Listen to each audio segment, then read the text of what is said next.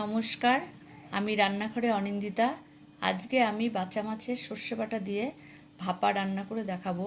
এটি অতি সুস্বাদু খাবার গরম ভাতের সাথে। প্রথমে আমি মাছগুলো ভালো করে পরিষ্কার করে জল দিয়ে ধুয়ে নিয়েছি। একদম চকচক চকচক হচ্ছে, দেখো মাছগুলো। মাছগুলোকে আমি ভালো করে নুন হলুদ মেখে রেখেছি। দেখো মাছগুলোতে ডিমও হয়েছে।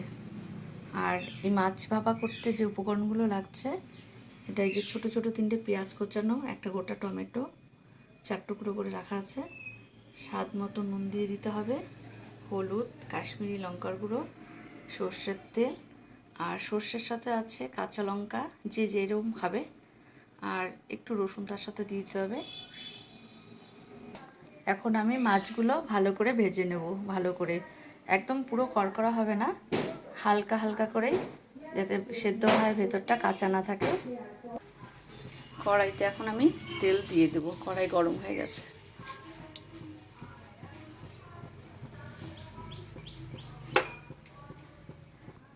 মাছটা ভাজা হতে হতে আমি এই সর্ষেটা আমার এই শিলনোড়াতেই আমি বেটে নেব। এখন আমি মাছটা দিয়ে দেবো, তেলটা গরম।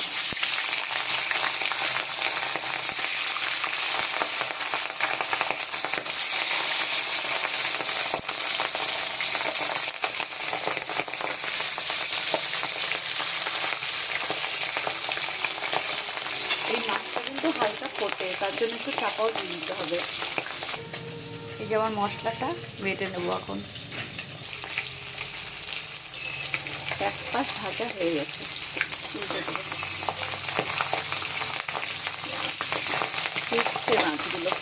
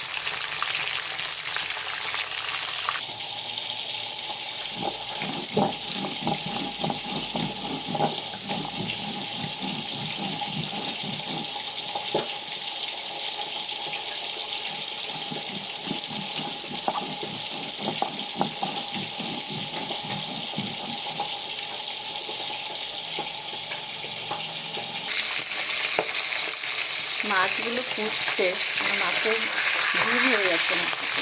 এই যে দেখো ডিমগুলো, এই যে।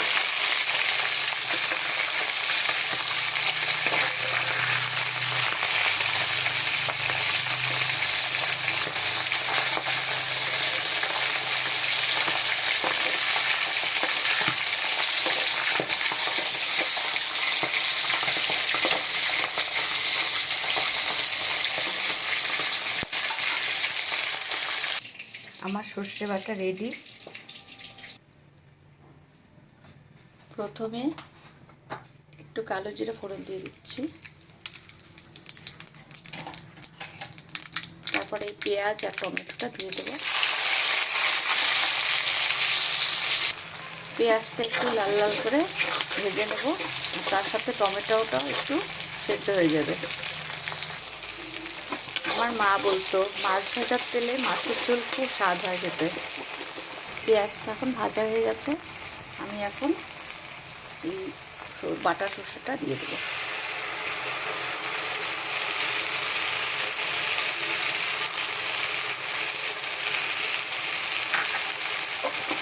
একটু হালকা নেড়ে দেবো, যেহেতু রসুন আছে সঙ্গে।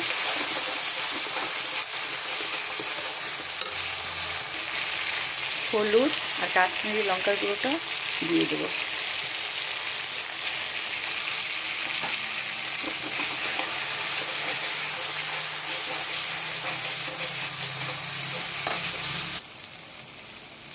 এখন আমি স্বাদ মতো নুন দিয়ে দেবো।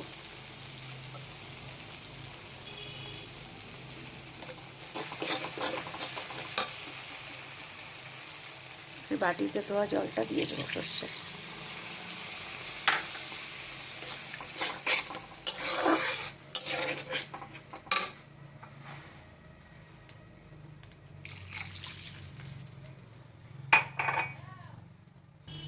ঝোলটা ফুটে গেছে, এখন আমি মাছগুলোকে দিয়ে দেবো।